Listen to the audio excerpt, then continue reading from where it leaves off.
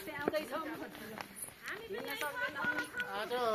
2082 साल पौष 5 गते शनिबार हामी अर्घातो स्वास्थ्य चौकीका स्टाफ र स्वयंसेवकज्यूहरू सबै चाहिँ रेसिङमा पवित्र धार्मिक स्थलमा भ्रमणको लागि आएका छौँ।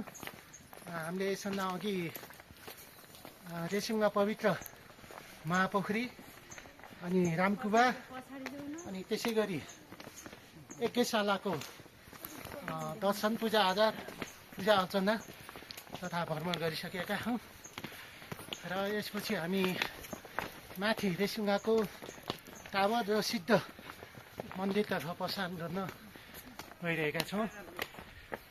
मौसम एकदमै सफा छ, अनुकूल छ मौसम र सबै सहभागीहरू एकदम उत्साह साथ यस कार्यक्रममा सहभागी हुनुभएको छ। रेसिङमा तपोभूमि एकदम पवित्र धार्मिक स्थल रहेको छ। यहाँ ऋष्यशृङ्ग ऋषि लगायत ठुला ऋषिहरूले तपस्या गरेको र राजा दशरथलाई पुत्र लाभको यज्ञ गरेको स्थान पनि रहेको मानिएको छ। र हामी अब रेसिङको हाइटमा रहेको सिद्ध मन्दिरतर्फ प्रस्थान गरिरहेका छौँ।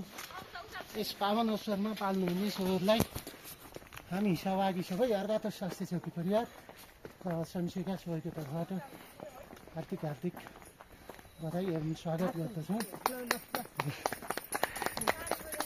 सबैलाई धन्यवाद।